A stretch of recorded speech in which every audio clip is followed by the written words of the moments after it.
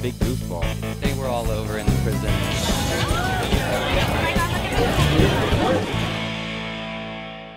Number one is the sound, the voice, the instrument itself. Is it a worthy instrument? Is it a unique individual sound? Or does it sound like 1,000 other sopranos or tenors, and etc.? First is the quality of the voice and the sound. Then it's the technique. Have they got it totally under technique? Have they got it really, because it's like playing the piano or like playing the violin. You have to be master of the instrument to be able to use it as communication. So the voice is a fabulous instrument for expression. Any emotion you want, happiness, sorrow, sadness, and all that. But as an artist, they have to know how to use it.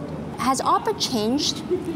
Oh, a lot, in America especially, because a lot of times earlier in America, because as you know, opera was a very European art form. Yes. And then it started coming to United States, etc. And then at the beginning of it, it was more formal, it was mostly like concert and costumes. And opera has definitely changed. Now opera is really music theater. It's a combination of music and theater.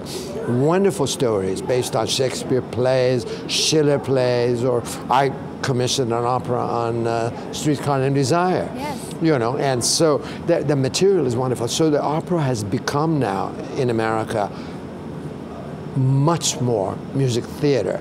Have become much more refined and much more intellectually demanding and stronger, I think. Because there is a combination of singing and also acting. Well, my dear, opera, to me, you're asking as somebody who's very prejudiced, opera is the greatest art form created by the human mind. You know why? Because it's a composite art form. Everything is in it. It's not just the music, it's the stage, the sets, costume, orchestra, dance, lighting, anything you want. It's in opera. And I was born in Iran, and of course, in Iran, there was no opera. I really started to be exposed to it in American films. You know, and like when I was a very young teenager, there was a wonderful film star named Deanna Durbin. She was absolutely, I had such a crush on her. And she would sing. It always starts with a woman that inspires. Well, right? there you are. And there were others. So that my introduction then, and then of course later on then for records. And then when I went to UCLA, I went as a pre-med student, as a matter of fact. And my joke, probably your parents, everybody like, doctor, or yes? From Iran, my dear, that was it. You know, and now I always say jokingly, I saved so many patients by not becoming a doctor. so then I started getting involved in music theater, and as a matter of fact, at my time, Carol Burnett and I were in the same music, and we did stuff together, and so that's the way it all began at UCLA, and then it just consumed my whole world and my whole life. What are you most proud of in terms of your impact to the opera scene? Well, I think one of the, I won't say proud, I said one of the most significant things I have done. Yes. I'm the guy who started the process of the titles. And I created it first in Toronto when I was working. And then at the beginning, my dear, I was so lambasted. I can imagine it was such a controversy back then. And they said I had vulgarized opera, and oh no. As a matter of fact, from England, there was an editorial in a magazine. They called it the plague from Canada. But I think because I loved opera so much, and I wanted to communicate it to the audience, and the language was always a barrier. And so I started, because in films, you always have a subtitle. Subtitles. So I decided, then I think that really changed the opera in North America. What was the tipping point in that dialogue? Because I could imagine when you first introduced it, that there would be the purists that would say, oh my gosh, what are you doing?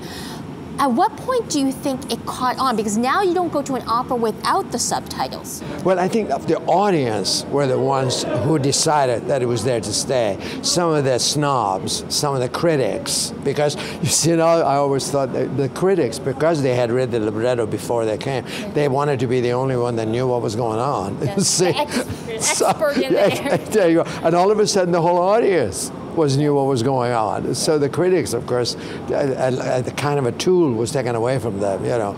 And some of the critics... You almost democratized, made it more accessible. Well, honey, I believe opera is for everyone. Opera is for everyone. There's such a range in it. Such a range in it. For me, it's like a banquet, and it's something for every taste. You want hamburgers, it's there. You want caviar, it's there.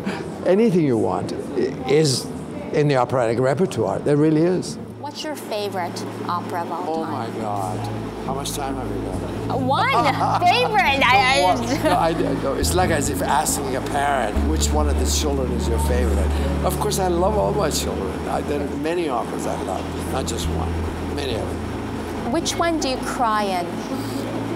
What I have one a long makes you? list. Which one pulls your? There's so many. Well, it depends or how a it's character done. that haunts you.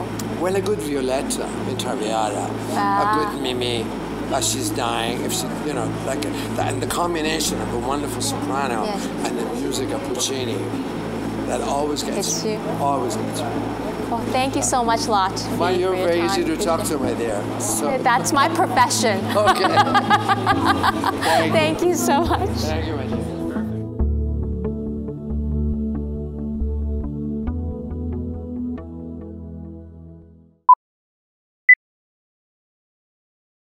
Lotfi and Lonnie. Yeah, that's good.